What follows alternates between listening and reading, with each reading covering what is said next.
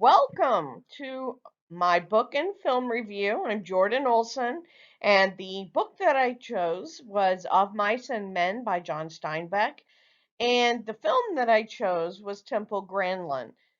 And I did that because they're a great contrast, and we're going to get into how they're a contrast. What do you think farm animals and disabilities have in common? Probably something you haven't thought about before, but they do have something in common. They have the movie Temple Grandin and the character Lenny Smalls from Of Mice and Men. This movie and book look at the history and treatment of those with a mental disability, specifically in the area of agriculture. One works on a cattle farm, the other works on a crop farm along with cattle farm. Now, my statement of purpose was that what I wanted to do is I wanted to choose ag-related pieces which demonstrate a comparison between when disabilities are allowed to thrive and they are accepted, and a look back at history when mental disabilities were not accepted, understood, and even feared. Since I'm going to be an agriculture teacher, I really chose to go ag-related so that this would provide maybe a piece or a lesson that I could do within the classroom. And I really wanted this to be a look at what happens when we don't understand disabilities and nurture those disabilities. Also, this comparison will demonstrate the importance of understanding those disabilities, providing a safe place for those to learn, to adapt, and experience success. So, in one piece, the movie, we will see the experience of success, and in the book, we will see what happens when there is not success with understanding the disability.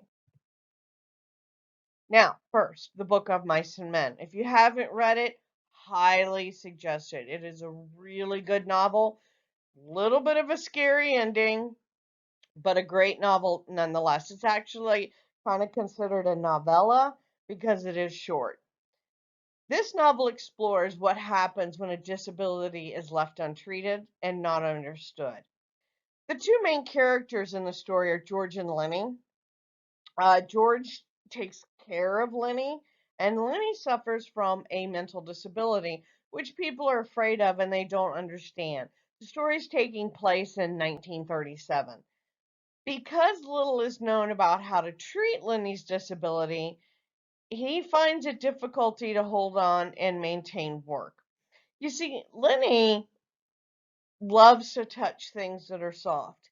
And even though he's innocent in why he's touching things that are soft, what happens is he doesn't understand his own strength, which leads to people becoming afraid.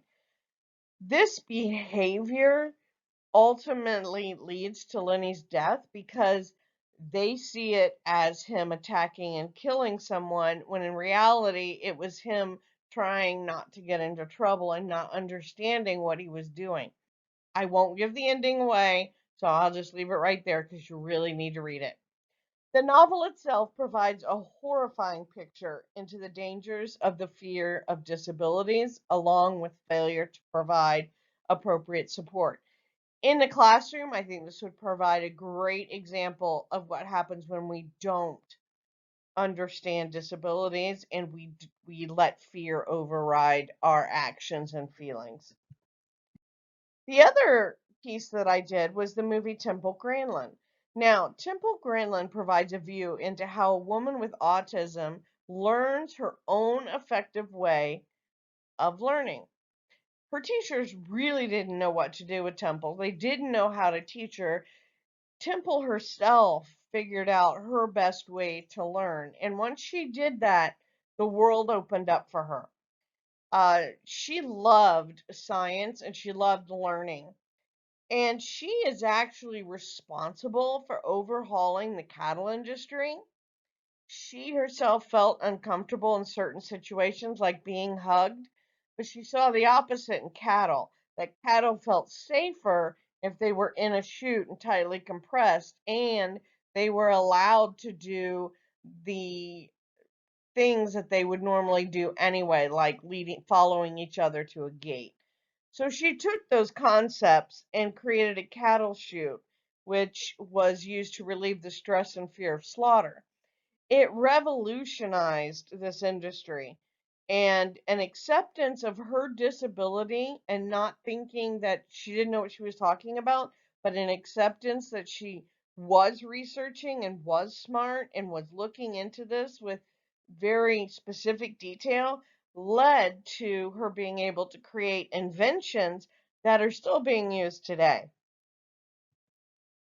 Now, I wanted to add this in here because it relates back to my statement of purpose. And that is, how do I see myself using this in the agriculture classroom? Because I want to be an agriculture teacher.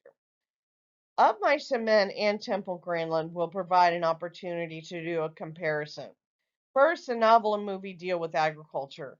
One is on cattle production specifically and cattle behavior. The other is on crops and farming, and especially crops and farming in 1937.